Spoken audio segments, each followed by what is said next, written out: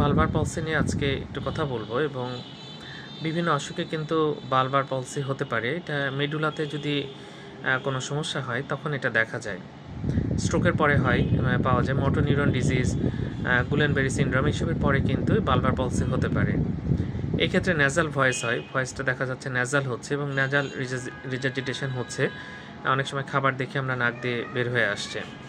এছাড়া টাংটা ওয়াস্টিং হয়, tongue masting এবং ফ্যাসিকুলেশন পাওয়া যায়, কিন্তু জ জার্কটা অ্যাবসেন্ট থাকে। আমরা সাধারণত সিডোবালবার পলসিতে দেখি জ জার্ক প্রেজেন্ট থাকে। এই ক্ষেত্রে কিন্তু জ জার্কটা দেখা যাচ্ছে স্বাভাবিক থাকবে। তো আবার যেটা হয় যে টাংটা ওয়াস্টিং হয়ে যায় এবং টাঙে ফ্যাসিকুলেশন হয়, আর যেটা বললাম ন্যাজাল ভয়েস এবং ন্যাজাল রিজার্জিটেশন, যে খাবারগুলো নাক দিয়ে কিন্তু বের হয়ে আসতে পারে। এই অসুখগুলো হলে অবশ্যই ভালো একজন নিউরোলজিস্ট দেখাতে হবে, কারণ মেডুলা খুব ভাইটাল একটা এরিয়া। ব্রেনের নিচের অংশকে আমরা মেডুলা বলি, সেখানে কিন্তু বিভিন্ন সমস্যার কারণে এটা দেখা যায়। আমরা প্রায় রোগীর এসে বলে নাক দিয়ে খাবার বের হয়ে আসছে এবং ভয়েসটা অনেকটা ন্যাজাল ভয়েস হয়ে গেছে, তখন কিন্তু দ্রুত এটা চিকিৎসা নিতে হবে। ধন্যবাদ সবাইকে।